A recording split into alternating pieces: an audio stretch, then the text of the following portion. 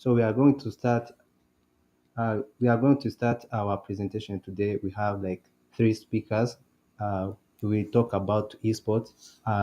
Before starting, let me do some recap for the previous session on day three. On day three, we discussed about XR, where we had Ginad for who talked about XR, like different career path and tips for XR.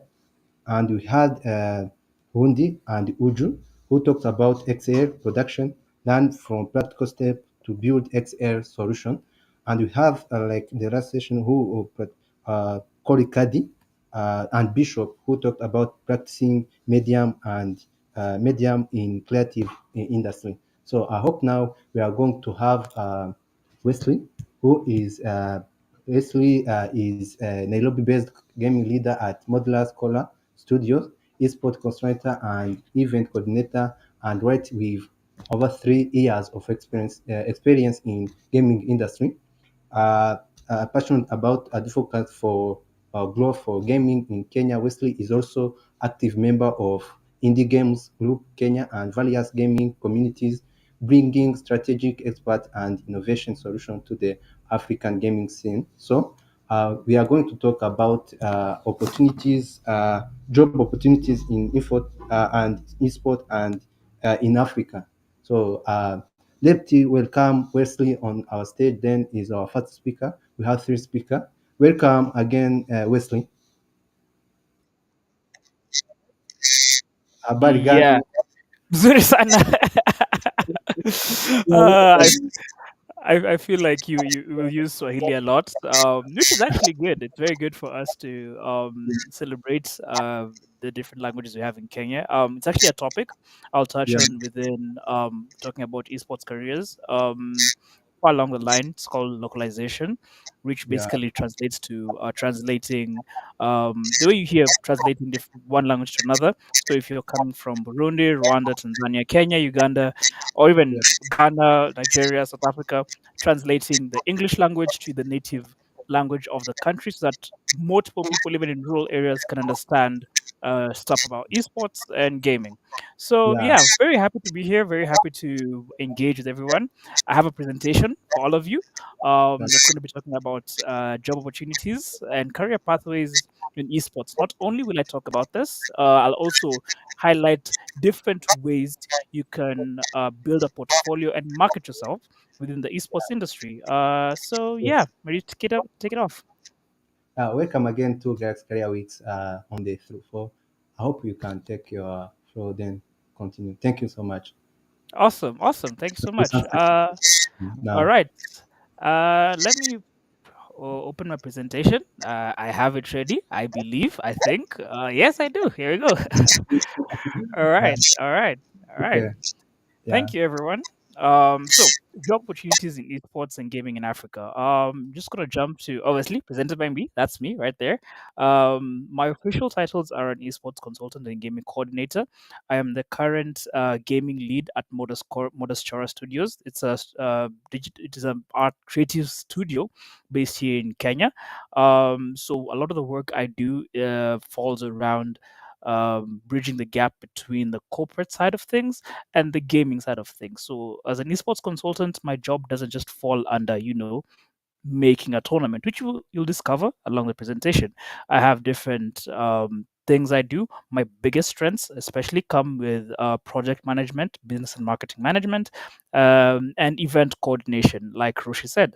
So, but today's not about me. Today's about you guys and what you guys can benefit from careers in esports. So, allow me to jump straight into it and begin. So, quick disclaimer, I'll jump through all the slides and then you can feel free to write your questions in the comment sections. Any comments, remarks, then I'll be able to respond to them as I've done with the slides. All right. So, quick overview. The African gaming industry is rapidly growing.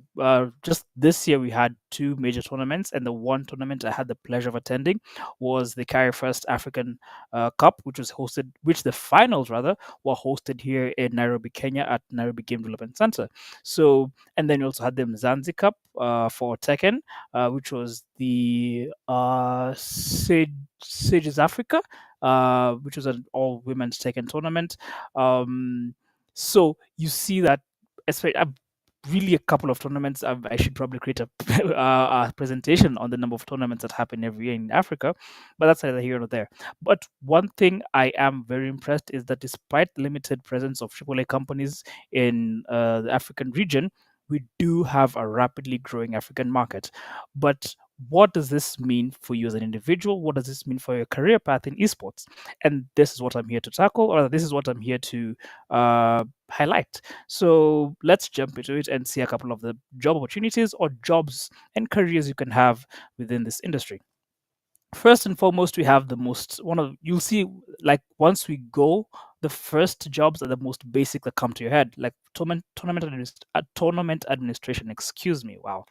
So tournament administration, I'm gonna just describe what it is real quick. But on the actually, I will work with Africa Comicade to so that everyone who requests this presentation and slide can have it, and you can go through it on your own time. And then at the end of the slide, you can also have my contact details, or you feel free to reach out to me either in LinkedIn, my number and my email, and follow up on this. But back to the slide. Tournament administration basically means managing the logistics of an operations for an esports tournament. That basically means handling the brackets, handling the players, handling how the games go, handling the scoring, and everything else. So think of it like essentially planning the being the back end of a tournament.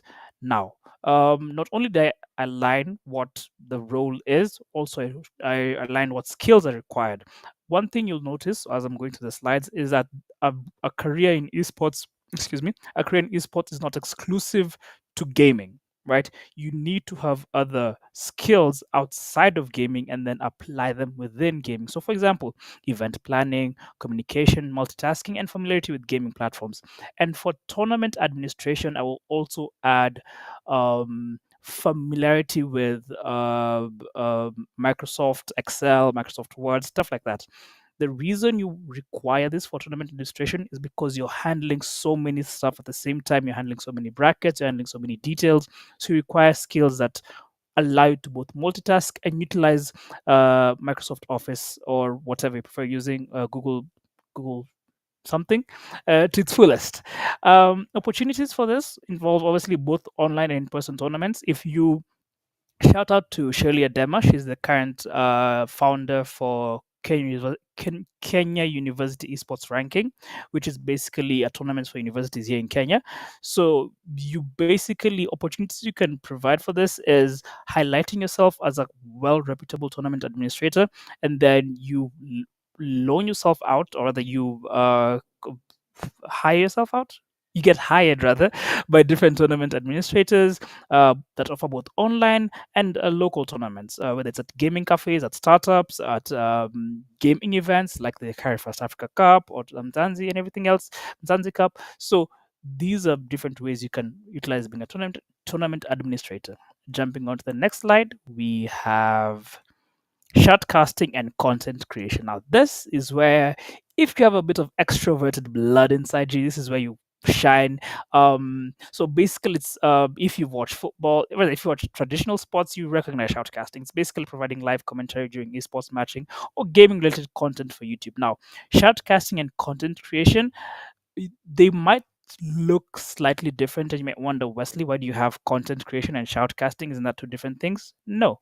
So imagine a tournament happening, and while the live is going on, you on your own in the comfort of your home, office, or whatever, are streaming the event as well. That's what I refer to content creation. So while the shoutcasters are doing their own thing, you're also a partner streamer, partnered content creator are creating content for that specific event. That's what we refer to as shoutcasting and content creation, of course. So you have different platforms like YouTube, Twitch, Kick, um, YouTube, Twitch, Kick. I have no idea of other platforms, and they have escaped my head. Whoopsie! But also, because it can also happen on designated platforms. So, for example, if a certain tournament provider, a certain tournament has its own exclusive platform for streaming, then also that can be a platform which you can utilize shoutcasting and content creation. Skills required public speaking, 100% knowledge of the game, and video editing, especially if you're doing the content creation aspect. A lot of the stuff you'll see has some external skills you would use, especially for shoutcasting. I'd recommend taking a couple of acting classes or a couple of literature or adjacent classes where you'd be able to speak fluently and freely while shoutcasting, at the same time being able to speak fast enough while the action is happening on screen. Opportunities for this, of course, come from different tournaments. You being a shoutcaster, joining local media outlets as a shoutcaster, like for here in Kenya, we had K24 live streaming the Carry Fast Africa Cup. So you could be a shoutcaster for different companies and stuff like that, or build your own personal brand as a streamer and content creator in terms of this. Um, and then for shoutcasting, the unique thing about it, you need to be energetic. We need to feel your energy. We need to feel the oomph inside you because, technically speaking, you're the one that's carrying the energy of the game. It's not what's happening on screen. What's happening on screen, that's if you know it. But the ones who we're listening to, the ones who we're paying attention to, is the shoutcasters. Can they translate what's happening on screen to the people watching it? So yeah, jumping to the next one, we have that's me, esports and gaming consultancy. Now this one is really wide because essentially what it involves is advising companies, teams, and individuals on strategies, market entry, partnerships, and project execution. So basically, it involves it's one of the widest jobs out there. And for me, what I'd recommend is finding your niche in it. So, for example, my niche is business and marketing management and project management with a touch on event execution or event coordination. So if you find your niche, for example, you'll see down the line, you'll see a couple of jobs you can do. If you find a niche, whether it's in the legal side, it's the finance side, or it's in the business side, or it's the market side, you can shape yourself as a consultant within that specific niche and then build up on there. So, for example, you can be a legal gaming consultant, you can be a finance gaming consultant. Therefore, all within the context of esports, you're able to build your portfolio there. For skills needed, heavy industry knowledge. You have to be living, breathing, thinking uh, esports and gaming all the time. It has to be on the back of your head. Trust me, it is like that for me. Good business acumen and research capabilities. I'll highly recommend the research capabilities. Constantly keep up with what's happening in the gaming scene, not just in Africa, but globally as well. Constantly keep up with, especially what I recommend, keep up with how esports teams are doing financially, how esports are making their money, how esports is losing money, how esports is on the trend on both, not just the African region, the Asian region, the European region, the American region. Therefore, you can be able to create a sort of mental image of how the larger esports scene is well is shaking down. Opportunities for esports consultancy. This one heavily. Quick disclaimer for here. This one heavily relies on how well you build your portfolio and how well you build your research. We'll talk about building a portfolio at the end of the presentation, but here we talk about helping international brands enter the African market. Many international brands are looking to enter the international market, but they do not know how, or, and this is the key part, know how, but want someone who has been on the ground to guide them. Now, you, being a consultant, are able to shape yourself there and enter the global market. So, for example, say, for example, teams like Genji, T1, um, uh, what's it called? This other one that does the Mastercard Academy. I'm forgetting its name. G2 rather. G2. Different teams or esports teams, even organizations, are looking to into the African market or bring in African talent into their roster. You would shape yourself as a consultant to be able to guide them through that market.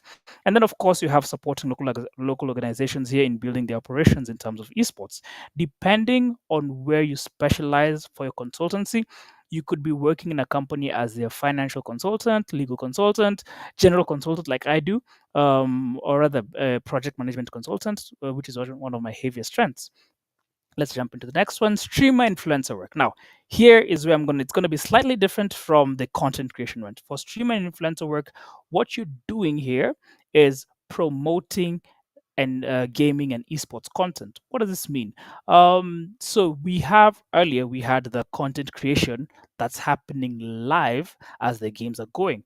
Where here, these ones happens as a build up towards the final competition, towards the final tournament, where you hype up the teams, you get to interview, you get to go one on one with players, you get to maybe break down the games that have been played before, give your thoughts and opinions of or depending on the stats that are there, who's going to win, who's not going to win, stuff like that.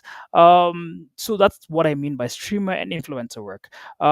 Skills required here again: audience engagement, content planning, social media management, and collaboration. So if you're currently in the university and doing courses related under this, don't worry, you're still doing courses in esports. It's just that the skills you require from those courses can be applied into esports. So don't sit down and say, "Oh, I wish we had designated curriculums for esports."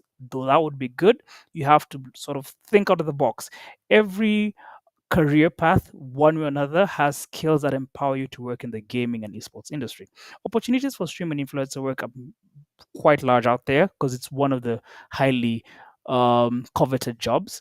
Because one of the first things is monetization. You're sort of quote unquote in charge of your own money.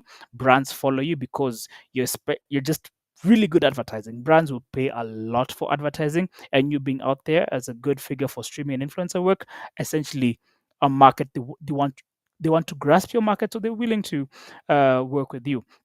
And then, of course, platform revenue from Twitch, YouTube, Facebook gaming, blah, blah, all that stuff. Jumping on to the next one, we have, here we go, legal and financial rules. Shout out to Quinaro, who is studying law and at the same time is a really well known gamer here in Kenya. Well, everywhere actually in Africa, but yeah. So that's the when we come to legal and financial roles, the reason I combine them together is because they come from sort of the same mindset where traditionally people within the African region, people have assumed esports is just a matter of having a tournament, and it's something I wrote about. I have a LinkedIn article series I write about, but it's something people have assumed just having tournaments, awarding the prizes, and doing tournaments all over again. But no, it's way larger than that. In fact, one of the most important rules, I dare say, for esports, outside the players and teams and everything else, is the legal and financial rules. So obviously, this comes from addressing the growing need for contract management, intellectual property rights, financial planning within the gaming industry. You know that fiscally we have Q1 to Q4. You as an esports company, you as a player, as a team, how are you managing your finances? How is your legal looking? How is your books looking? How are your contracts looking? So, for someone to place themselves as a legal financial role, what you require for that is number one, legal expertise. Obviously, with the legal knowledge you have, in the studying knowledge you have, whether you're doing sports law, whether you're doing financial law and stuff like that, you would be equipped to work in the esports industry. You of course have financial analysis and you have negotiation, and you have knowledge of gaming related laws. For this one, I'd actually recommend you to sort of go use the Wayback Machine and look at how different governments using their laws have impacted the larger growing scene. For example, recently, the state of California required Steam to state clearly that if a game is on Steam, you're just purchasing. You're not buying the game. You're purchasing a, if I remember correctly, you're purchasing a license to play the game. You're not actually buying the game. This, of course, came after recently the crew was removed from the stores and everything else, and even if you bought the game, you couldn't play it. So the knowledge of this is very important, especially in esports, because you require legal knowledge. Because again, these are players, these are actual athletic players. So they have contracts, they have negotiations, they have deals, opportunities way broad, even not just in esports. You have game development, you have startups with compliance, you have investment strategy, you have risk management. So they're imagining all the opportunities you have outside of esports. Now just apply them to esports because it's still the exact same thing. Being able to provide these services, especially in a legal and financial way, is very important in the industry.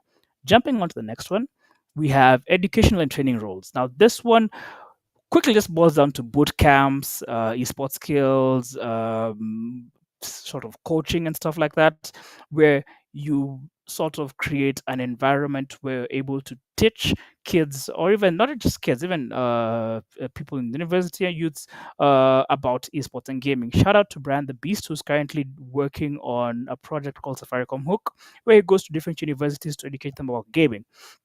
And also Beast is a very good, has been educating people here in Kenya and also around the globe about gaming and everything else. So that's the whole idea of education and training roles. For this one, what the skills are required is subject matter expertise, teaching experience.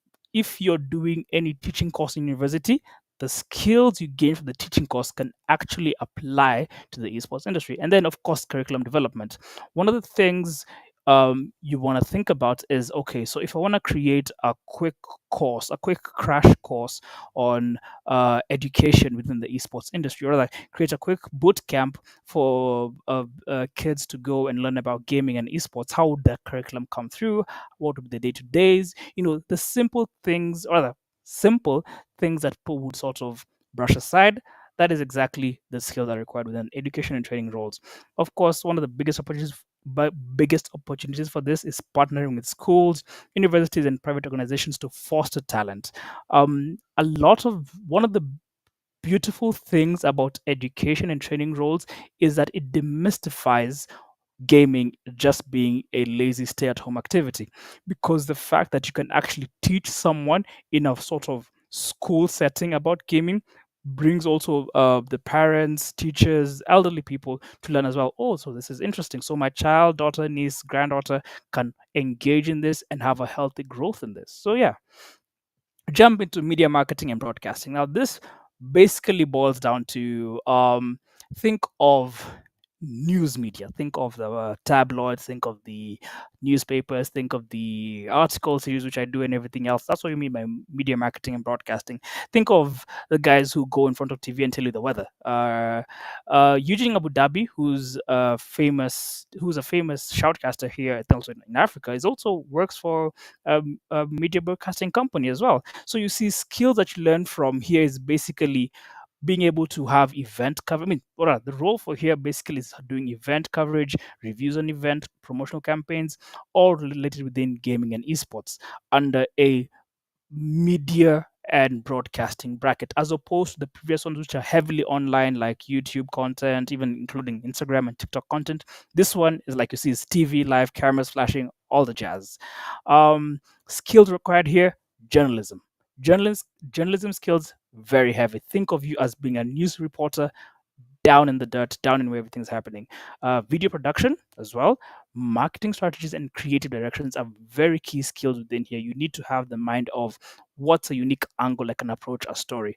Every person within the scene, every team, every organization, every game has a story. It's your job to think about how to approach that story, especially in media marketing and broadcasting. And of course, opportunities can come with working with esports organizations, working with media houses, like I said, K24, working as an independent content creator. You can sort of fashion your own makeshift media and broadcasting brand, and go out there and look at different esports events and cover them like your own newscaster. You never know. You never know. But those are different ideas from it. I'll jump on to the next one. IT and network management. Now, this one is very interesting. So I want you to think about when you're gaming at home, especially the guys who are gaming from different here in Kenya. The lights go out, the net drops, the something happens, right? In the back of your head, you're wishing, I wish I had an IT guy to ask, or someone who's an expert in technology to help me with this. Now, this is where IT and network management happens. I want you also to think about your favorite esports tournaments. Personally, mine, I'm torn between the VCTs and the League of Legends World Tournaments. As much as you're enjoying the action happening on the screen, I want you to think about all the IT and network management work that happens for what's happening in different countries around the world to come to your laptop, phone, or TV, right? That's the whole point of IT and network management. They're able to they essentially it's what I call, they're the veins of the operation. They transfer data, they transfer all the stuff to ensure it happens. You in your IT role are really important. You in your IT curriculum, you in your IT, what do you call you studying IT in university, you study network in university is very important when it comes to the esports scene, especially here in Africa.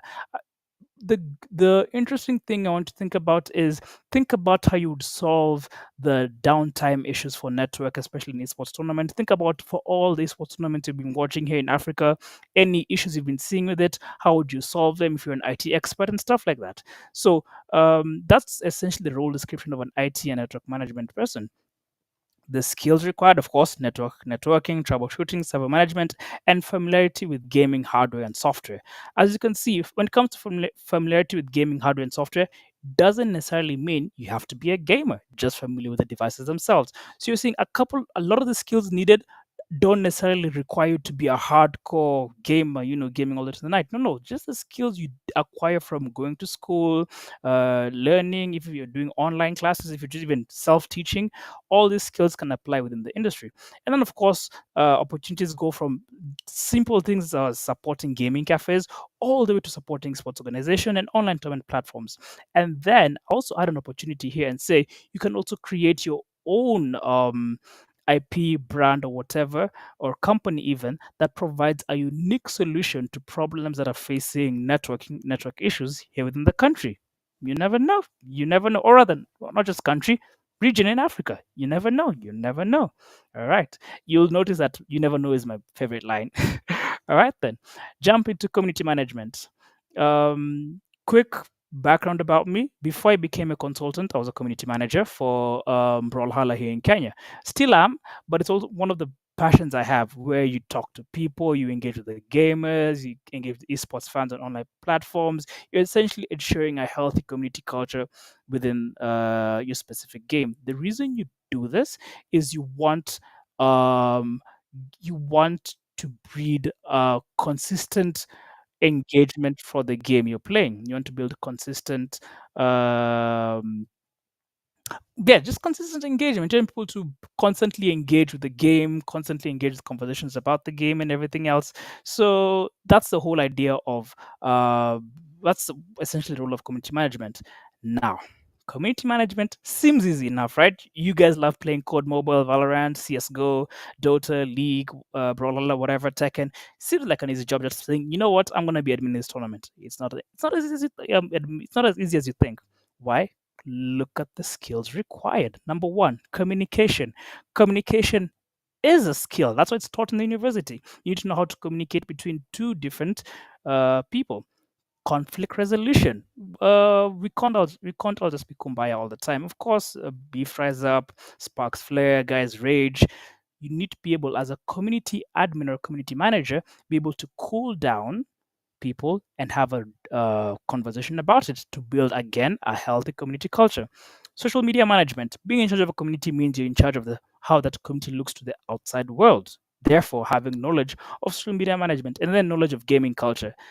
I want you to think about this. I want you to think, if you're a COD Mobile fan, if you're a CS:GO fan, Apex fan, can you imagine if your community manager was some guy in a suit always talking about how stocks and bonds and stuff like that, never mentioning about the game? You'd get how out of touch that guy would be, right? So the person who's your community manager needs to be completely with you, someone you recognize, someone you know who knows the game in and out, someone who plays the game as well. So that's the whole point of a community manager. Opportunities working for esports teams. Esports teams look at guys who are within their region who can manage different communities for them. Are you in Kenya? Yes. Do you play Tekken in Kenya? Yes. Manage the community in Tekken in Kenya. Are you in Nigeria? Yeah. Manage the community of Tekken in Nigeria. Are you in Ghana? Same thing. Are you in South Africa? Same thing. Are you in Angola? Same thing. That's the whole idea of a community manager, or even working with different gaming brands or even indie studios so that you can be the connection towards the gaming community. You'd realize there's more to being, most of us who use WhatsApp, there's more to being a good WhatsApp admin than just adding and removing people. It's a very heavy skill of community management. As you can tell, it's something I'm really passionate about. Jumping on, we have something we talked earlier with Rushi and I think Rushi as well, Rushi and Oscar, localization and translation. So my native language, mi huzungumza Kiswahili. That's my native language. I speak Swahili, but then I also speak English. So Imagine a tournament happening in Africa, specifically Kenya, or even Tanzania, and the tournament is being obviously the language using the tournament is English, but then you want people in the rural areas to also participate in this tournament. What language would they understand? English? No, Swahili. So what's your job? Translate that language. For those who've seen different international tournaments, you realize that you could have a tournament in Korea where the conversation is happening in Korea, but it's being translated into English. That's something I'm yet to see take off here in Kenya, or rather in Africa, but it's something I would love to see happening in Africa. It's something that you can also support yourself in, where it's basically translating and localization games, esports content, and marketing materials for the African audiences depending on the language of your country, the native language of your country, the native language of your tribe or area. It's something you can do.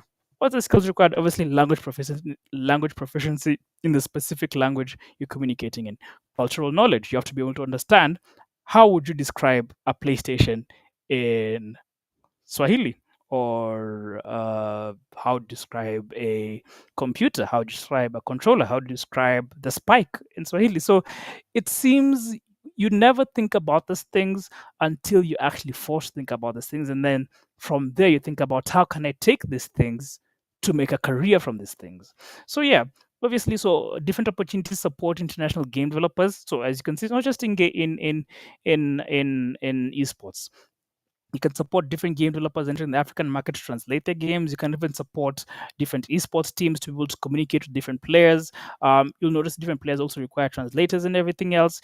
There's I wish I could write so much, but I'm limited on time, of course, about the different opportunities you can get from localization and translation. It's not just translating the game itself, it's also being a translator for people who come from different regions of the world into Africa. If you're proficient in German, French, Korean, Japanese, Mandarin, whatever, you're able to communicate with people who come from outside the country to hear the country, and then from outside rather the continent to in here and translate for that. It's a very valuable skill.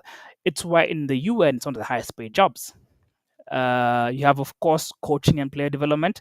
Now, as opposed to the earlier one, which was education and training roles, coaching and player development is specifically for teams and athletes, right? So this is you have established yourself as a cut above the rest in terms of players. So what do? Do you decide, you know what, I'm the best player and I'm always going to be the best player? No one's going to beat me. No, don't be selfish. Lend, give, and it shall come back to you. So you now take the skills you've learned in the game and give it out. Teach different players to improve their skills, strategies, and overall performance. Coaching seems like an easy thing, especially if you're the best in the game, right? It's like, I'm the best. I can just tell this person, do this, and you're going to win. No, it requires not just in depth game knowledge, teaching skills, strategic thinking, and leadership. Leadership doesn't just mean being the boss. No, it also means being able to understand the different mentalities of your players, different mentalities of your teams, different mentalities of also your opponent's players and teams, and be like, yeah, so this are the guys I'm going with. So that's the whole point of teaching skills. Of course, opportunities working with esports teams, organizing boot camps. If you're a coach, you can work with someone who works in the um, marketing, not marketing, in the educational role to have a joint boot camp on, being a coach, developing different players and developing different skills. And then finally, we have creative arts and design. These are for my people there who are like, okay, I don't play games. I am not a good gamer. I don't have all that massive knowledge. I just love art. I love painting. I love drawing. I love creating. I want to create art for people. What do I do? Here's your job. All the fancy designs you see on tournaments, all the cool colors, all the spectacle, all the posters you see come from a creative mind. And so that's why the role for this is creating visual assets for games, tournaments, even marketing campaigns, such as simple things as logos, graphics, all the way to complex things like animations and videos. Right. So what do you need these skills? You'll see these skills are very learning skills based in graphics design, animation, branding, and creative software proficiency. Right. So even if you're in the arts field and you're like, I like gaming, I'm passionate about it, I'm not the best gamer, but I like to know if there's a spot for me in this industry, there is. there actually is a huge need for guys like you. I personally, I'm still trying to make my logo, make it look cool just for me. So it's something also, I believe it's a very interesting niche within this industry. Opportunities for it come from different places. It can be something as small as freelancing for a single individual to draw them a specific art design, or working with a huge company to create different animations, graphics, and logos. One of my favorite animations come from League of Legends cinematics, right? They're beautiful. Yeah, it's for those who might get the reference, it's the game Arcane is based off of. So, from this, can you imagine? Well, first of all, let's do Arcane. Can you imagine the work, the creative work that went into Arcane? Then imagine the creative work that goes into the cinematics. That doesn't just come from extreme esports or gaming. It comes from a creative's arts mind.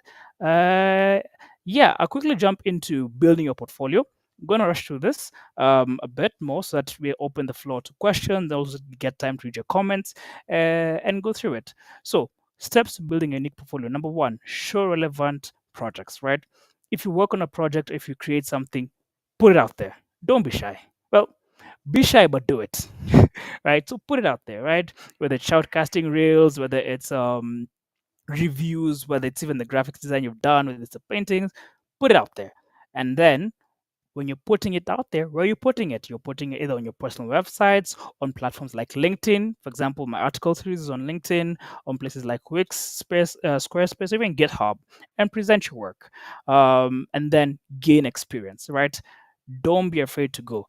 I am a high introvert. I love being in the house, please, very much. But I genuinely want to go out there and participate in tournaments, in game camps, in game development projects, being there with different people, even in LAN parties. I so much love LAN parties where you gain experience, you network with people, you engage with people, so that you're able to not only have the right connections to build your career, but also have a understanding of what it is on the ground that is required from a specific set of from a specific standpoint, excuse me. And then highlight transferable skills, right? So remember, I was talking about the skills that you gained, right? If you're not, you don't necessarily have to have an exclusive esports or gaming career to have skills to work in esports and gaming, right? So you show skills like, again, teamwork, communication, creativity, especially if you're coming from the creative side, shoutcasting, your energy, skills that, again, are highly transferable into the gaming scene. And then finally, marketing yourself. Consistency is key. You genuinely have to be consistent. You can't, and marketing, in terms of marketing, doesn't mean like posting every single day and everything else. It means having a regular and maintained updated portfolio. Engage with people, talk, comment, like, share.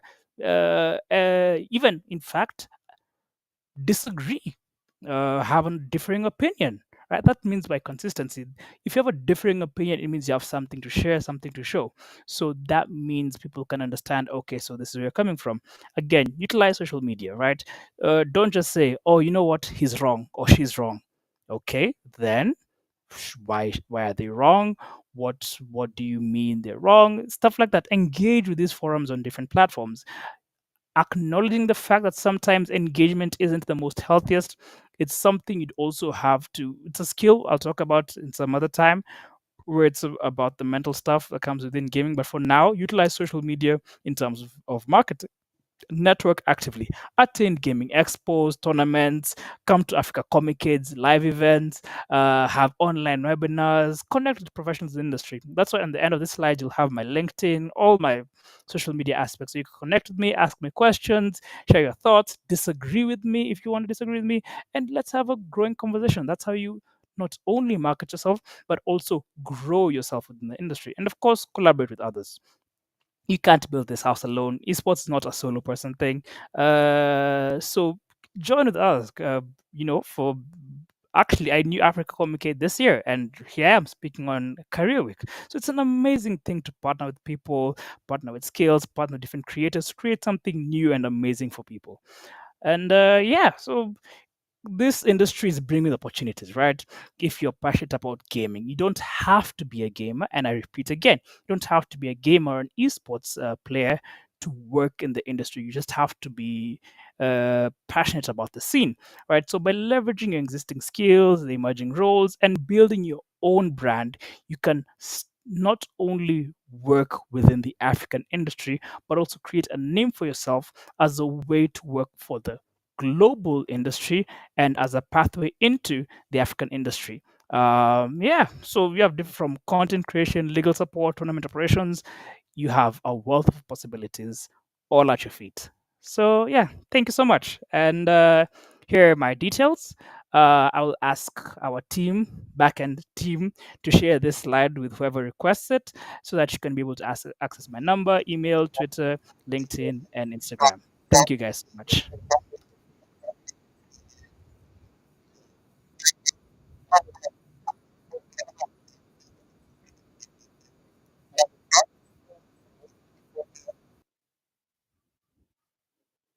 All right. So I'm gonna jump into the questions. Can you please elaborate on what exactly encompasses esports?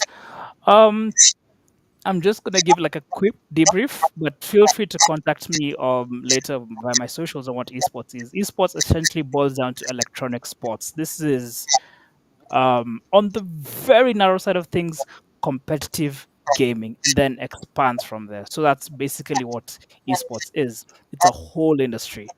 Can you dive into the relationship between game developers?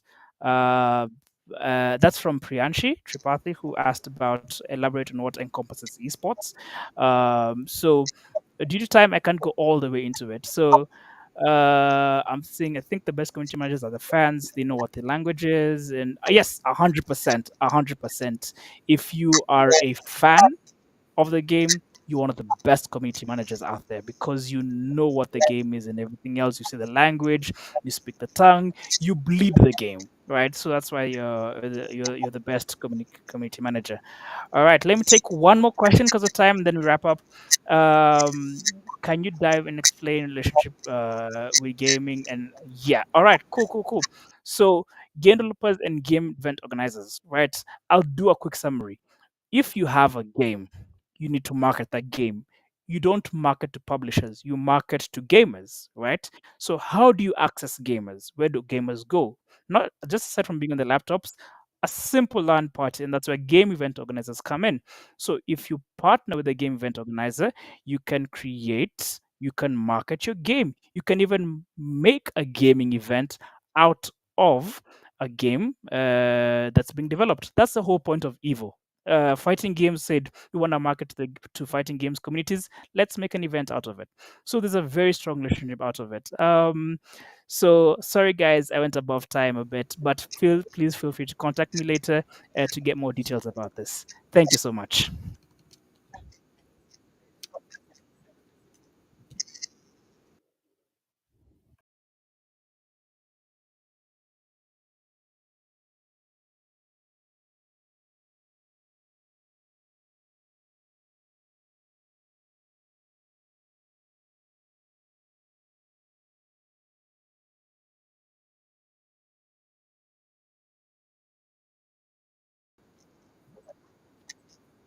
So, yeah, yeah, I can hear you now. Good to Super. have you. Uh, before diving into your presentation, you could allow me to see your bio. So, I am having some difficulty hearing you. There seems to be some background noise can somewhere, somehow. you hear me now? I can hear you. So, today, you sit here as HP. Sophia is the pin category manager of all applicants and the category leader in Ethiopia, manage the free high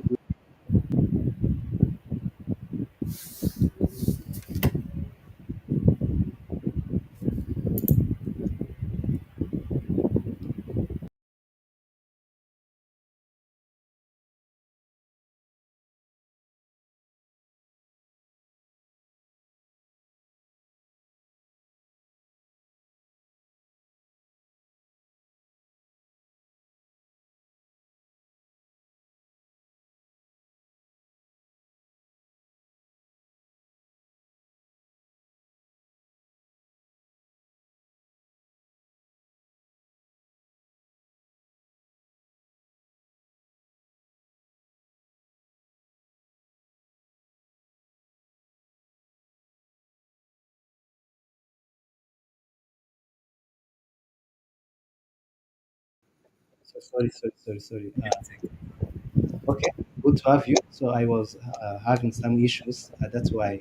Mm-hmm. So now we can start by presenting your presentation actually based on Great. starting your career with high HP gaming garage courses. Mm-hmm. Okay, you can start this now. Great. Hello, everyone. My name is Sophie Damilola Anjorin. I know it's a lot of names. I am currently the print category manager for Central Africa, but also an enthusiast for technology. Today, I'm going to be acting as a spokesperson for HP's Gaming Garage, and I cannot wait to tell you or let you know just how amazing our resources are, especially as it concerns esports management. So, pretty much the agenda today would be to introduce you to gaming and esports, which you already know. You probably know way more than I do, right? I'll be providing an overview of the industry's explosive growth, revenue trends, and global impact. Because again, we always ask, where's the money, right? For us to invest this much into this part of the industry, we know that um, this is definitely the future, right? We also need to spotlight key events shaping the gaming and esports landscape. Apparently, my fan might be interrupting, so I just turned it off. And we also will be diving into the esports ecosystem and career opportunities and see how I can offer you certain valuable insights into certain all the skills and qualifications that you're going to need for the various roles within the industry. It's very vast. And finally, we'll definitely be focusing on how you can achieve all of your aspirations through the HP Gaming Garage initiative. And we'll cover the mission, curriculum, courses, including game design, programming, generative AI in game development, and esports management. So let's go. Um, what is gaming and esports? I'm pretty sure that the speaker before me gave you the 401 on this, right? But gaming seems to be the latest buzzword around. And a lot of people don't know that it has been in existence since maybe 1958. And there are many monikers that it's gone by, whether it's online gaming, video games, cyber games, or e gaming. Gaming is pretty much the umbrella term for playing any video game on any platform or by any means. So this also includes arcade games. Remember those old ones where you could, throw buzzers and Super Mario? Gaming consoles like Nintendo, Sega, PlayStation, Xbox, as well as PCs. And when video games are played at a competitive level, it is called esports.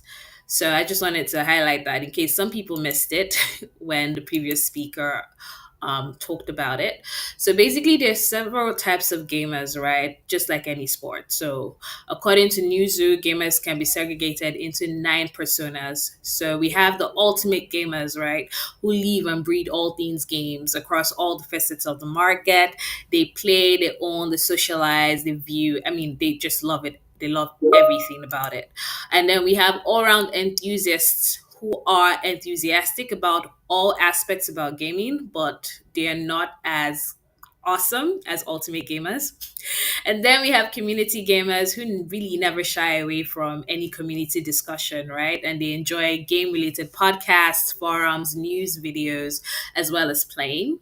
And then there is the solo gamer, kind of like the lone wolf, who prefers a traditional approach, right? So it's a single gamer and they prefer or like immersive games.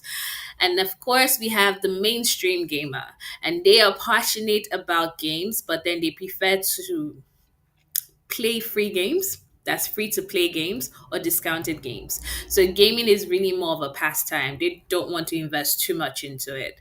And then there are the time fillers who play games more casually. They're pretty much the ones that'll play the snakes and ladders, right? They really want to do it on mobile, and it's only when they have spare time. And then we have the popcorn gamers who pretty much enjoy watching others play games, right? So the Twitch streamers, the ones that pay the big monies, they only want to watch people play, and they play very little gaming themselves.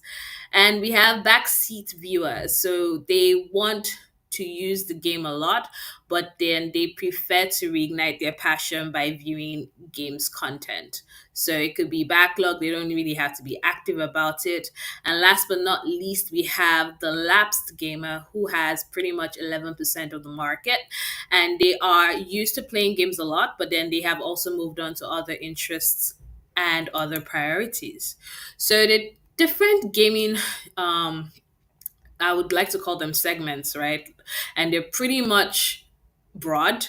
So we start with the battle royale, right? It's the multiplayer game. And it follows the last man standing concept. An example would be Fortnite. They're fighting games like Mortal Kombat, think Street Fighter, real time strategy games like Warcraft and StarCraft. We have shooter games like Halo Wars, Call of Duty, sports games. We all know this, like FIFA, Rocket League, NFL, and then, of course, the multiplayer online battle arena like League of Legends, right? Um, and again, we have sandbox games, and they're pretty much open world role playing games, action adventure, platformer, survival, and horror. Pretty much anything that you want really exists in the gaming universe. So, why gaming and esports? Like, why are we so passionate about it at HP? So, let's talk about numbers, right? The biggest esports event surpasses NFL viewers, and NFL viewers are a lot of people. So, pretty much the daily esports viewing time, top social media, is 51 minutes. And gaming and esports has seen phenomenal growth over the past decade. Whether it's about viewership, where it surpassed mainstream sports like the NFL, as I first said, or even being recognized by the Olympics. So, in fact, the Olympic debut of esports games will be held in 2025 in the Kingdom of Saudi Arabia. So, it's really pretty much that big. And one of the key reasons for the growth and interest in gaming is its audience. They are young, they are affluent, they are tech savvy, right? They're knowledgeable like you are, and they're always willing to spend on subscriptions that they care about. Just to show some statistics, right? We have about 2.6 billion global gamers and gaming titles being available on almost every digital platform, device, and they are very popular and therefore enduring hobbies worldwide. So, a global 2023 survey found out that more than 8 in 10 internet users from the ages of 16 to 44 play video games on any device, with men slightly more likely to do so. So, again, we have women in the house. It's just that we definitely have a demographic that is slightly tilted towards men, and I'm going to use slightly. And of course, it's with PC offerings with the best gaming experience. They are witnessing a resurgence and an increased year on year growth rate over other gaming devices. And the survey also noted that over 36.8% of gamers prefer PCs. So, again, I was just showing you the global market statistics because for us, there are certain things that would push us to invest in any kind of industry. And we see that the global player base as of 2024 is experiencing rapid growth. For instance, the base is about 3.42 billion people, with 1.5 billion being paying gamers, and they represent about 44% of the total. So this player base has definitely grown, I would say, an approximate 5% year on year. That is, it's grown 5% since last year. And of course, let's talk about where we are, which is the Middle East and Africa gaming population, right? And Middle East and Africa gaming population has seen an 8.9. That's a near 9% increase year on year. And it's pretty much the fastest growing gaming population in the world, followed by Latin America that sits at about 6.2. So this definitely highlights emerging markets being pretty crucial to the industry's expansion. Um, we wanted to just show you a few things like the League of Legends World Championship that held in 2017.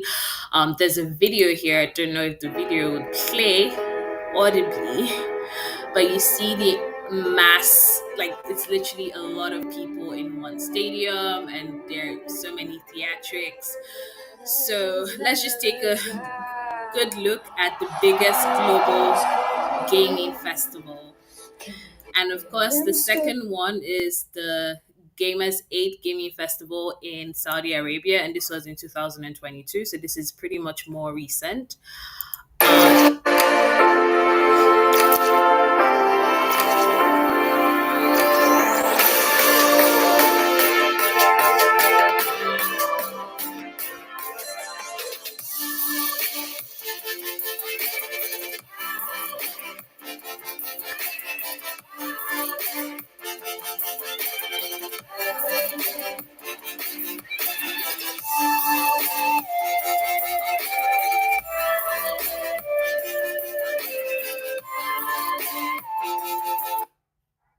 And pretty much like it really never fails to impress me. Like, look at the amount of people.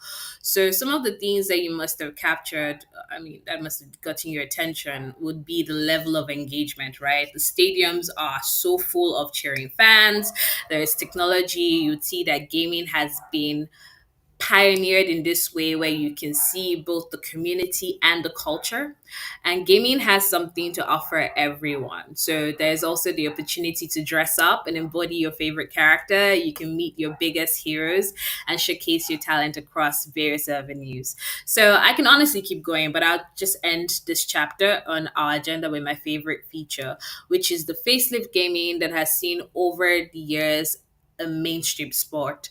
And it's also an avenue to express yourself and the opportunity to be a part of an inclusive community. So, part two of our agenda today is esports ecosystem and the career opportunities that it presents. So, let's explore very quickly.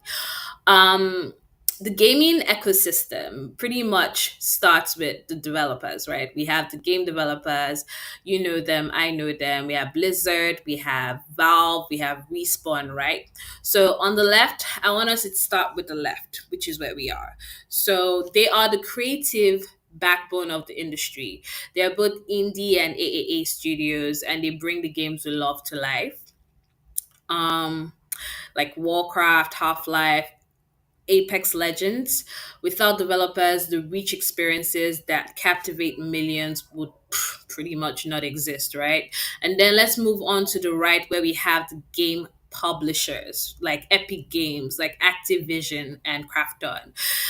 They are the companies responsible for funding, marketing, and distributing games on a massive scale. So they make sure that the games developed by the studios reach us, the global audience, effectively and profitably. Because again, like I said, where is the money? So we think of them as the bridge between developers and the market. And then below that, we have the software developers that create the tools and services needed for gaming to function smoothly. So platforms like Discord for communication, OpenAI for AI driven systems. AI again is a buzzword these days. And even Punk Buster for anti cheat software are essential behind the scene players. So these developers ensure that gaming remains connected, engaging, and fair. And then in the top middle, we have the distributors and retailers, and they're pretty much over here, right? And they are the ones we love to hate, like the app stores like Google Play, platforms like Stream, or physical retailers like GameStop. This part of the ecosystem assures that there is accessibility. Today, cloud gaming services are also revolutionizing how games are delivered. And then on the right, we have streaming services section, and they encompass platforms like Twitch, YouTube, and Restream. By the way, I was watching a podcast today and I saw that T-Pain, the singer, said he has actually more revenues from playing games than he has from his music. And he is someone that has been, I don't know, gold and diamond and all of this accolades that he's gotten over the years. And he says that he makes most of his revenue from gaming. So you would see that live streaming has become integral to gaming culture, allowing players to showcase their skills, engage with fans, and even make a living through content creation. So these platforms definitely provide an immersive experience, not just for the players, but also for spectators. Now let's move downwards. We have the hardware developers like HP. I had to, slip our name in, and HyperX, and what these companies do. Because again, I don't know if a lot of us know this, but HP and HyperX are partners, pretty much bought the company. So we create components essential for the gaming experience, like CPUs, GPUs, monitors, gaming peripherals. These companies fill the tech side of the industry. So we're ensuring that gamers have the best possible gear to enhance the gaming performance. And I wish I could show you my Poly headset today, but I've just been wearing headsets all day. I did not want to do that the last meeting of my day. So on the bottom right are gaming arenas, and you would see that there are physical spaces such as LAN cafes, stadiums, where gaming has become a social communal experience, right? Esports stadiums are hosting more tournaments than ever before, from local events to massive global tournaments. So these arenas provide a stage for competitive gaming and social interaction. And finally, esports. So esports is a massive part of this ecosystem. So it goes with professional teams, sponsors, and cosplay, forming the heart of the competitive gaming scene. Teams like Liquid Gaming, Team Secret are now household names, and they're supported by millions of fans globally. Esports tournaments definitely continue to break viewership records and engage fans worldwide.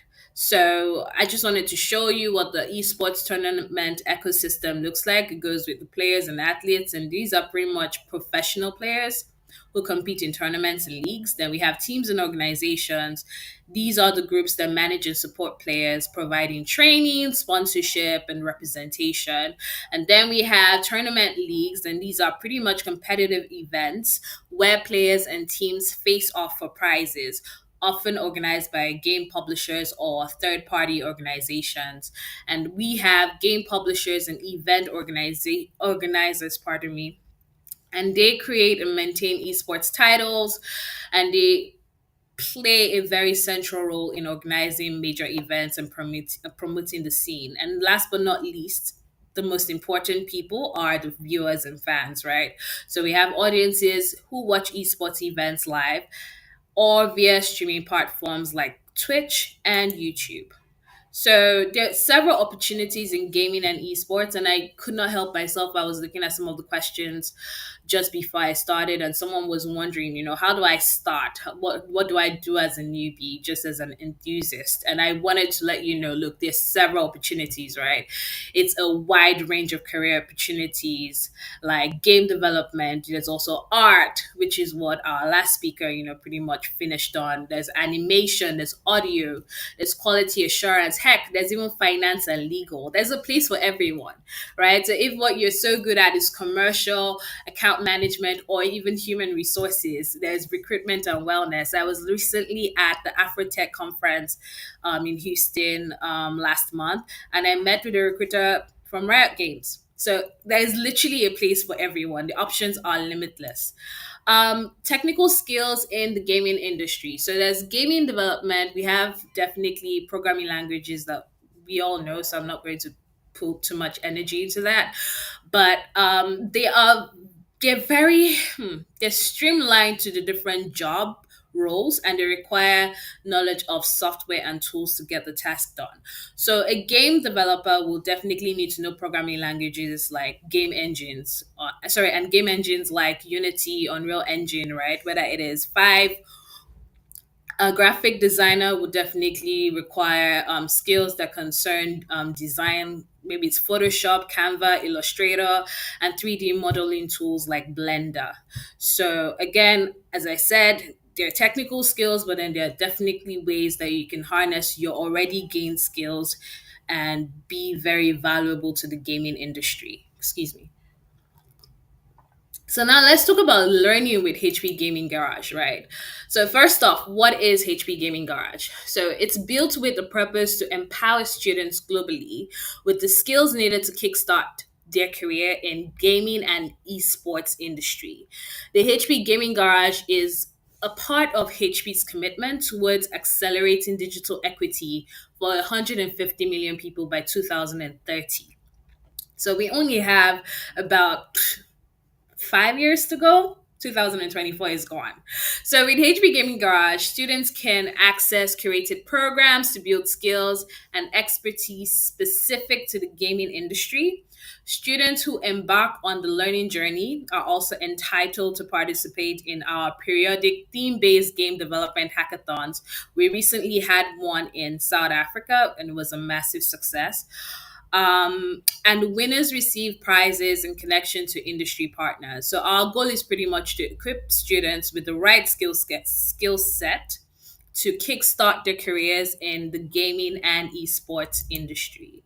So let's talk about our courses. The HP Gaming Garage is comprised of four carefully curated courses, as you see displayed on the screen, across esports management, game design, game programming, and generative AI in game development. Under these four courses, we have 82 modules, 8 and 2. And the courses are completely free, and students will receive a certificate on completion. So let's talk about some of the instructors in these courses, right? We have renowned global faculty like Kevin Mitchell and Ian Streber, who is part of the Rochester Institute of Technology. We have Raja Ravi, who is part of Artemisia College in India, and we have Carlos Bott from Ravensbourne University in London. So Ian, for instance, is a co-founder of Global Game Jam. I don't know if we know it, but it is the largest in-person game creation event in the world. And he has worked on 5 published game titles and has developed training and simulation games for 2 Fortune 500 companies. He has also taught college students how to make games since 2006 on faculty of Ohio University, Columbus State, Communal College, as I mentioned earlier, Rochester Institute of Technology, and Savannah College of Art and Design. So, just so you know, Savannah College of Art and Design is one of the top 10 faculties for game design. So, he has also shared his expertise in the gaming field through 3 books that he has co authored. I think they're titled Challenges for Game Designers. That's one. And of course, there's another one called Game Balance. And then the third one would likely be Breaking into the Game Industry. So again, you have a really, really good resource as it concerns those four. So let's talk about the first course. The first course on esports management will definitely explore managing esports teams, organizing events to marketing, content creation, and more. And at a time where we're seeing esports events just get bigger each year, this course is definitely set to equip you with the skills that you will need to succeed.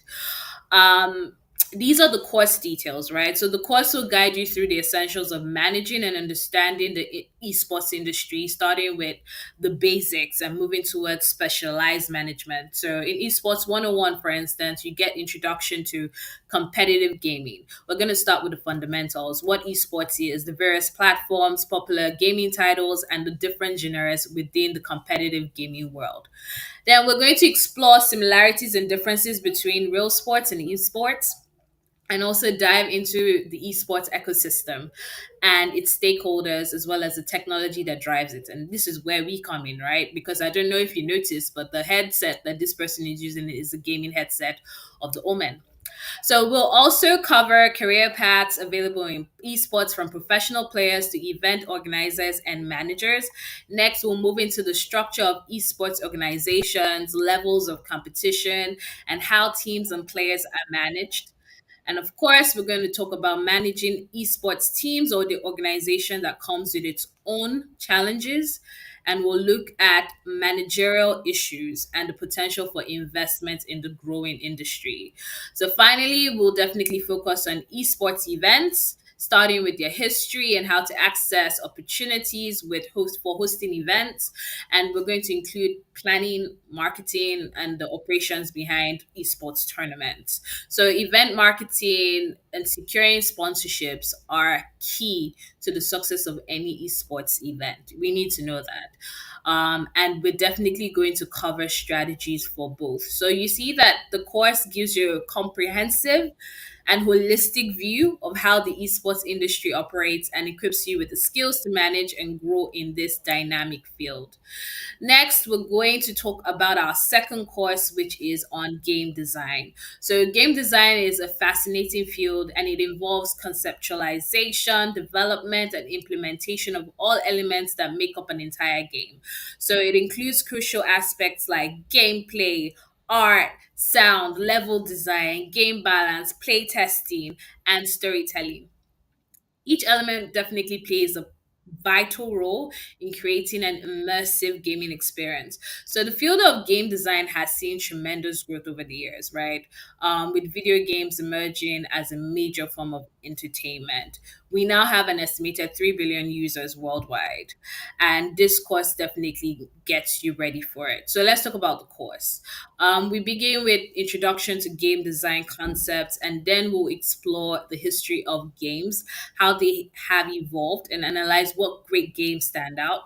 And then we'll cover the mechanic, dynamics, aesthetics. That's what MDA means, by the way.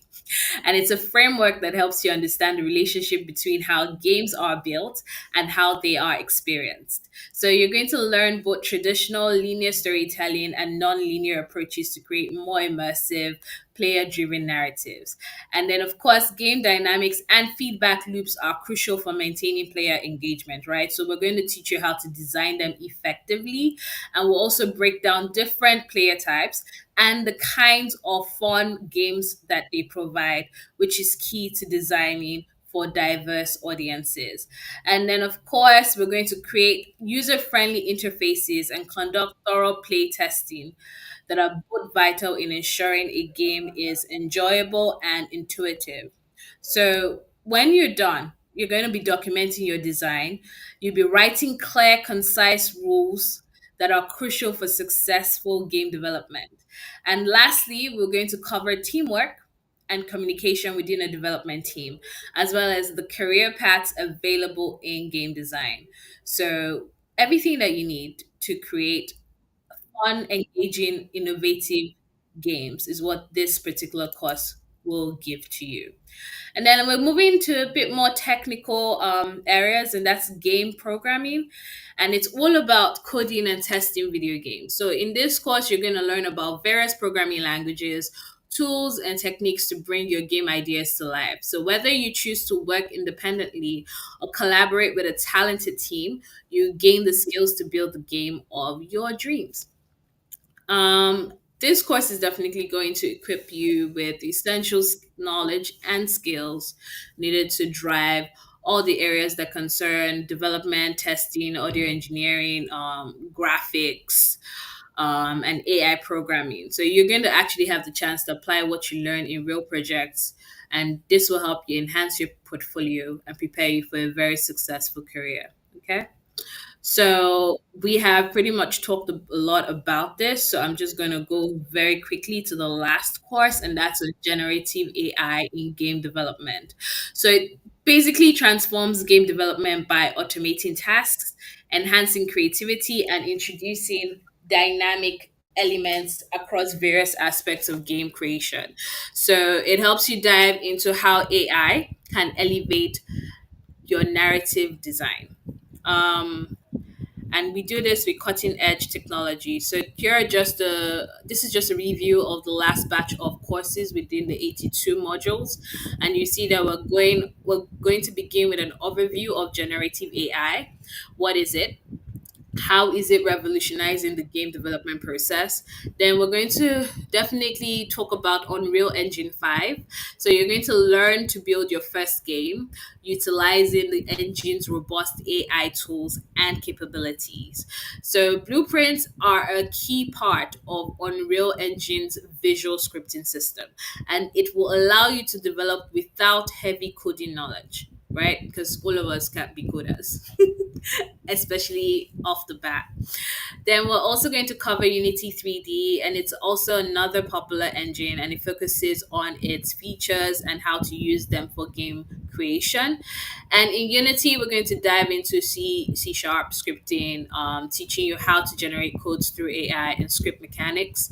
And we'll cover AI driven tools for texturing, music creation, and 3D modeling. So this definitely helps you create a more detailed and immersive game world.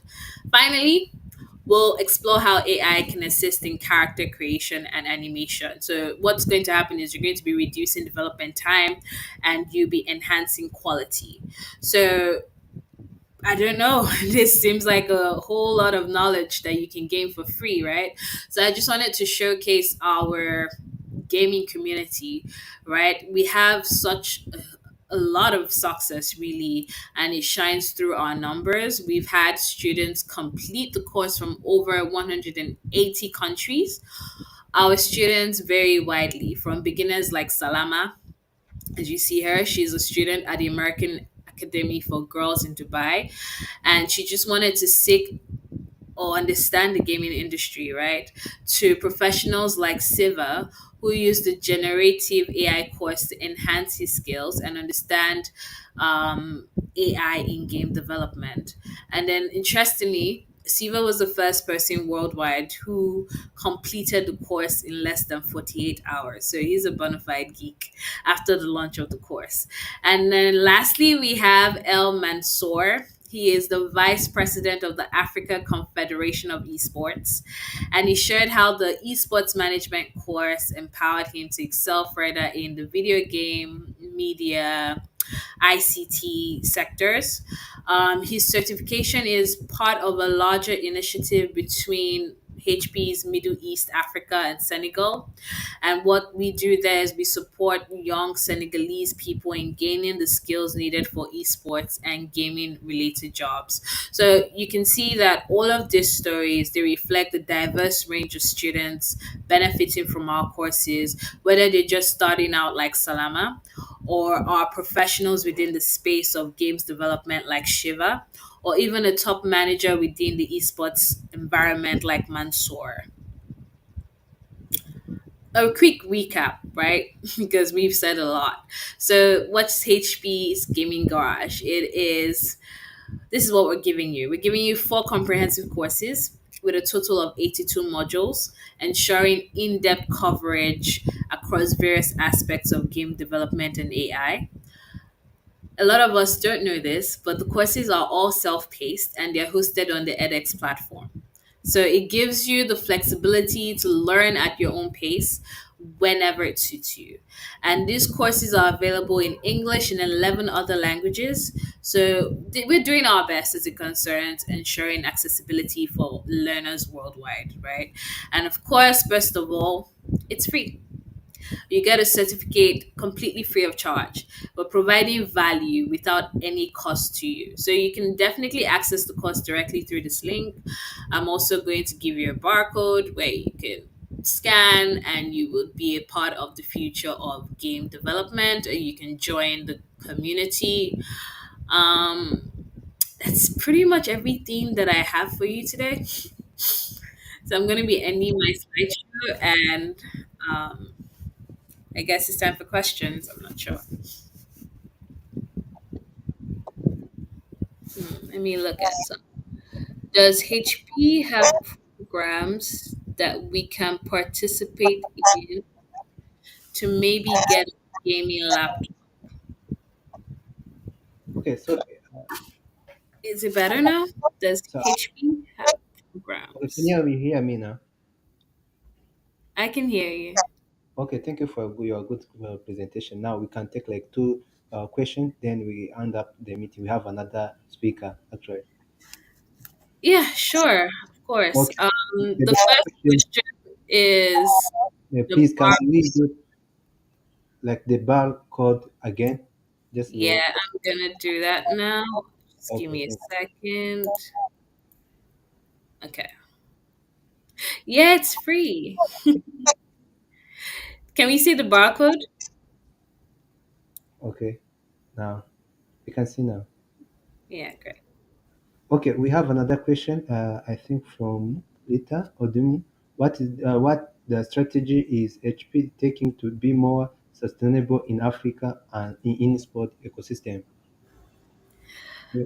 Well, there are various aspects of sustainability, right? And it's embedded in the word. The first thing we're doing is we're empowering learners globally, right? I do not know many original manufacturing companies that are currently doing this today, because this for us is pro bono. We really want to make sure that we are really in this space and we're in it for the long run. I also mentioned the fact that this ties into our global objective for sustainability, right? Where we want to empower over 150 million people by 2030 as it concerns digital equity. And then to bring it home with Africa esports ecosystem, we are doing a lot of collaboration, right? In the deck, you saw that we're collaborating with Senegal. We're doing it same way with Nigeria, with the Nigeria Esports Federation, right? And we are even starting up projects with, well, we're starting with Pan Atlantic University, right? Because again, you know that for courses like this, we definitely need certain infrastructure that we may not have sufficiently in a lot of African countries. So we're doing our best. And then I also mentioned the fact that we have hackathons in South Africa. So this is very important to us. We're not just saying this because it's the buzzword. We are actually putting a lot of action into it. And I can only tell you that this is definitely a priority for us up until 2030. But I do not know why we're going to invest so much as we have been doing over the years, and we will continue to do until that year, to then let it dry up. So this is how we are definitely contributing to the Africa esports ecosystem. Do you have another question for me? I think that is the last question. Thank you for your time and your good presentation. Nice to have you, Sophie. Thanks for having me. Thank you, everyone. Have a good day. Thank you so much. Okay, I hope we have like another last speaker who is called like Akwembe Obina, who is going to talk about what it takes to be a game player. The Obina is like is a Unity developer. He's specialized in creating engaging games and blending innovation with a key eye from details. He threw into fast-paced settings, a deeply tracking with challenging with problem solving. A key is tracking record speaks to his commitment to quality and time delivery, underscoring his passion for gaming development and ability to produce stand-up like work in competitive landscape. Actually, is a game developer. Obi, welcome to our stage. Thank you to have you. So good to have you too. Thank you so much. Okay. Oh, what you have for us now, you can present actually. Uh, I won't be presenting today because something is wrong with my distance, so I'll just be speaking. Okay, no issue. Can you give like insight on how On what? can you give? Sorry. I'm saying that can you give like insight what is take to be a game programmer now? Yes. What makes you a programmer is literally the engines you use, your knowledge of math, Yeah. vector math, and all that. So that's what I'll be talking on today on how the path took to become a gameplay programmer. Okay, the floor is yours now. Can you take mic now? Okay. Thank you so much. Yeah. Hello, everyone. My name is Akpen Ondufa Obina. I am a senior Unity developer at Azure Game Studios. I have 5+ years experience creating games with the Unity engine for the mobile platform and Windows. Before I got into gameplay programming, I was an esports player, so I have multiple awards winning FIFA game titles and Call of Duty game titles. So today I'm going to be talking about what it takes to become a gameplay programmer. Before I start, I want to just have a side note that everything I talk about today is from my own personal experience and the path that I took because I am self-taught. I didn't go to any school to learn how to program. Is everything I did was off on the net, and happily I am here today working for one of the best mobile publishers in the world. So, and also what I'm going to talk about today has no particular order. Is just dependent on what you feel like taking on first. So the first thing I'm going to talk about is your programming language choice and the engine you want to use, because this for me is the most integral part of setting the stage to become a gameplay programmer. Before I got into gameplay programming or anything or esports, I still tried out my hand in shader programming, 3D modeling, UI design, and all that. Till I settled down and I said, okay, that I play this game so much, and I've played games since I was a kid. I played a lot of games every single day. And the most interesting part for me in the game is the mechanics. It excites me to know, okay, this was done this way. how was this created. Anytime I play a game, it just excites me that this is possible in a video game space, in the 3D space. So I looked around and I said, okay, what engines are possible for me to use? I didn't have the knowledge to create an engine. So I looked out and I tried Unity and Unreal because those were the ones that were open to me. I tried out Unreal for a while. It didn't feel right to me. That's just on my opinion. Unity Unreal is a great engine, but for me, it didn't just feel right. And I tried out Unity, and C Sharp was such a great entry into programming and object oriented programming that it was just a smooth transition for me. So that's the first base for everyone. You have to know the programming language that fits you when you're programming, how easy it is for you, and the engine. Once you get those two, I would say your foundation is set. Then the next thing you need to do is your knowledge of the engine, which is down to the animation, the UI, and the physics. So after that, I will say before we break down into the animation, the UI, the physics, and the gameplay system, I would say if the next thing you should try and learn is your math knowledge of vector math, trigonometry, because this helps a lot in gameplay programming. You need to know how this maths work. I'm not going to go too in depth with how vector maths work on finding distance or positioning and all that. But it's just a side note that you should take your time and look at how the math work for simple things like tracking a location, the distance between two vector points, trigonometry, how to get the area of a triangle. All these things seem easy, but when you're programming, you know that you find out that all this is very important to become a gameplay programmer, because when they give you a document or anything to do, nobody's going to ask you how to do this or how to do that. So um, I'm going to break down the things in the engine you should know and also the gameplay systems. But first, I'll start with the gameplay systems. When you're given the game design document, you're going to have different layers and different topics on the document on what to do. When you're doing that, you're going to want to break down, you're going to have the knowledge to break down each system and mechanic given down into your movement, abilities, and combat. And to do this, it still goes back to the first thing that I talked about, which is your engine proficiency. Knowing the engine well, the UI, the physics, and animation will let you understand and know, okay, is this possible? Is this not possible? Is this how to break it down? How do you want to handle the movements? How do you want to handle the abilities and the combat? And also, you're going to have to know how to, and that also leads into the interaction systems. So you're going to have to take your time, understand how the systems of the engine work, because with Unity, the interaction system, when someone says an interaction system, it just means the object interaction and dynamic events that happen in the game.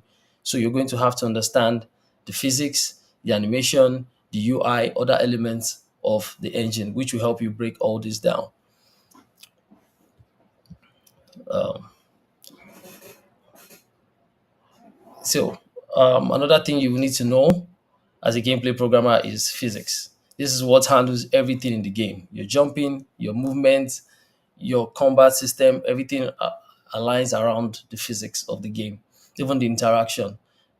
So, understanding how the physics works in the engine, which will also still go back to understanding how the math works, how the vector math trigonometry works. So, understanding how the physics works, in Unity, we have the rigid body and we still have the 2D rigid body. Understanding how the colliders work, that will help with interaction and everything you need to work with the physics engine. Then what? Hold on. So,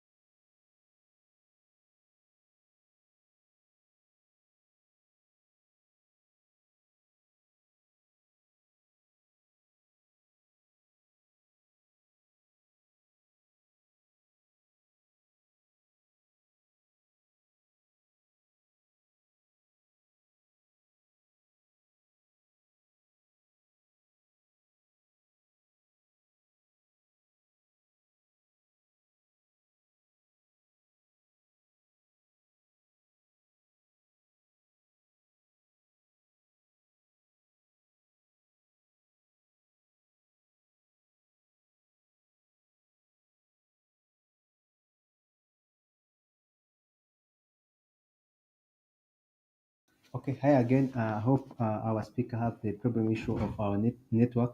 So here we are going to come back. Actually, we'll prepare the question to ask our speaker now. He was speaking about like how to take like he was speaking like what it takes to become a game player programmer. Now he first recently stated that he must learn like basic programming language where he stated like C sharp and you need to learn like the Unity. You have to learn Unity platform now. He's going to come back now. Give us some like a few times now. Thank you. Be with us now.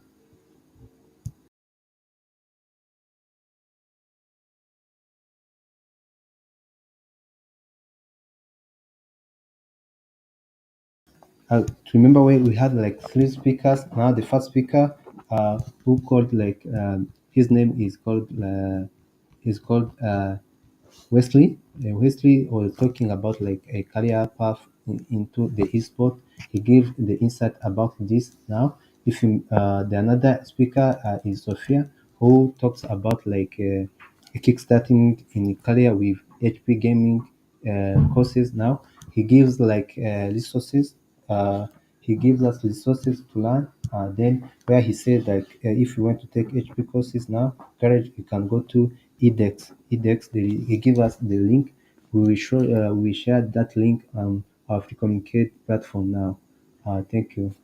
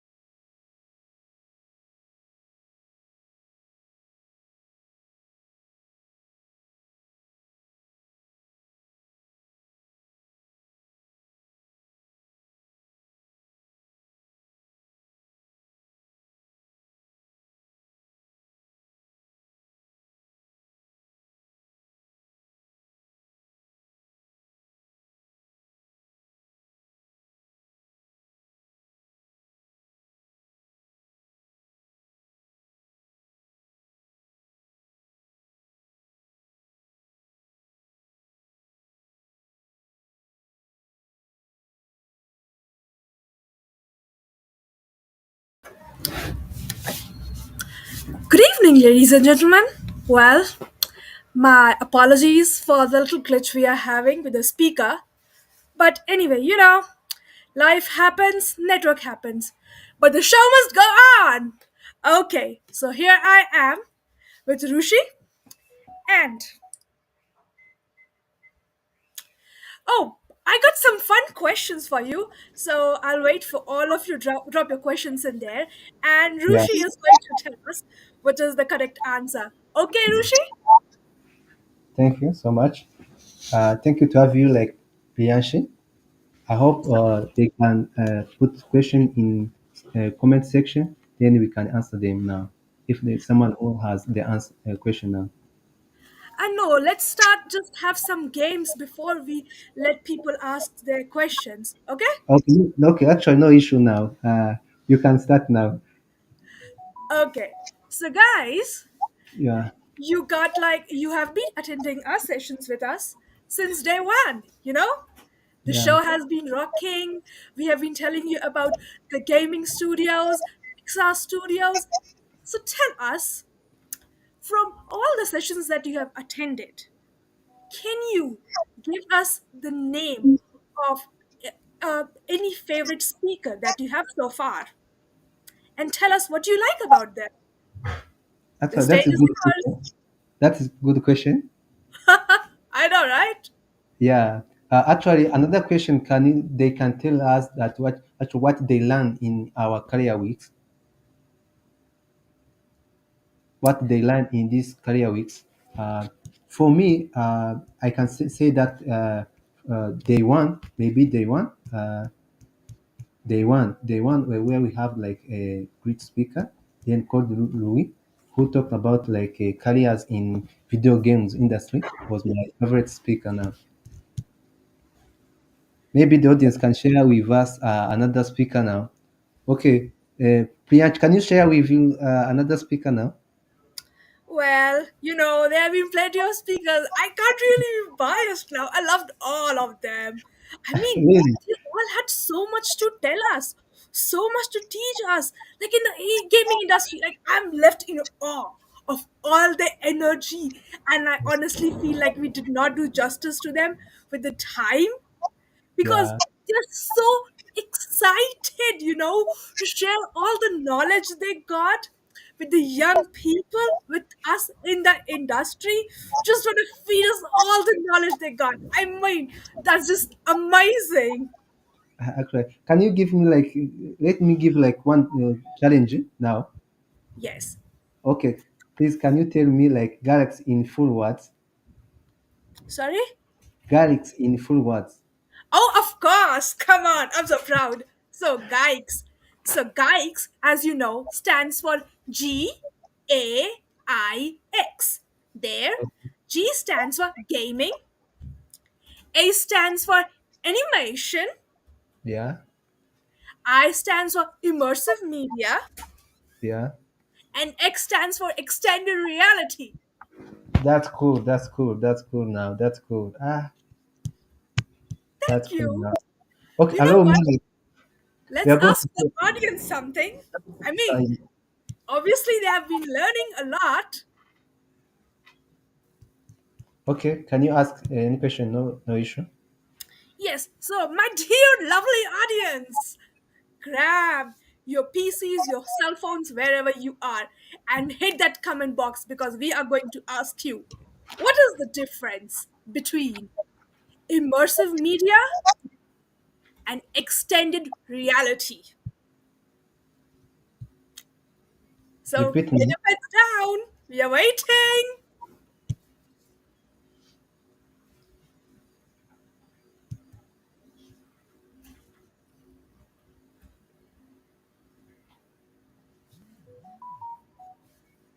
Oh, so Raphael told us that he loved Sophie and her detailed presentation. And wait, okay, so there we got the comments coming. Here we have Abisola Krishna.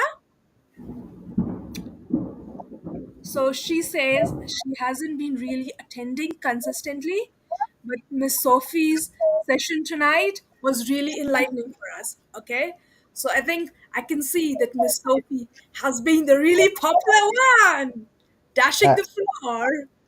that's cool. That's cool. Now we are going to play another fun game.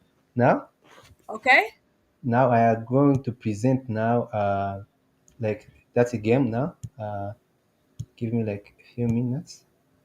Like Oh, this well, one. my dear audience. Okay, now we are going to play this game now. The challenge is now is like there are five African indie games studios named in this puzzle.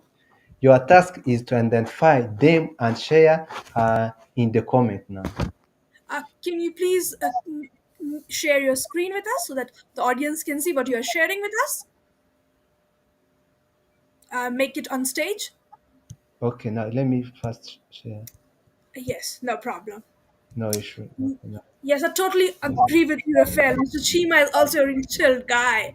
I mean, okay, so that was the day I hope that you are seeing my screen now. yeah, I can see your screen, but okay, yeah, can you just try to maximize it? Just let me just go off the stage so that I can, so that you can just display your screen. Okay? Let me present in present mode now. Let me present Yes, now. please do that. Okay, now. Okay, read this now. I can repeat now. The challenge like it is crossword puzzle. The challenge is like there are five African indie game studios names in the puzzle. Your task is to identify them and share in the comments now. Uh, let me see if you can get me off screen. Priyansh, you can see my screen now. I can see your screen, but the thing is, I'm also on the stage. So maybe you need to remove me from the stage so that the screen is visible for the audience. Sure, you can change now. Yeah. Thank you. That's perfect. Yes, my dear audience, here's a crossword puzzle for you. Yeah,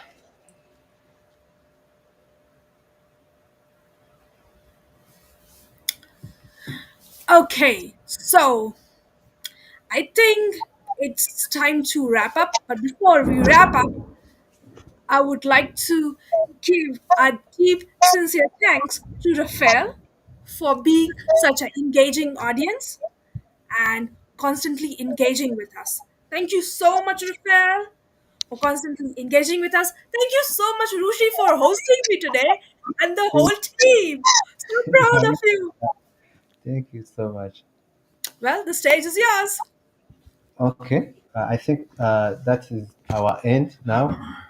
Remember that tomorrow we have another session, good session, where we have three speakers now, where we will talk about the opportunities. I think if I remember well, we will talk about. Let me look. Take a look. Uh, we will talk about. Let me give a look now. Okay, we will talk about community now. Like we have like three speakers now. We'll talk about native design, game art, and we need to compare like games, animation, and Excel project videos. Don't miss tomorrow's session now. It will be amazing now. Thank you to have you all. I hope you are fine. Bye bye. Bye.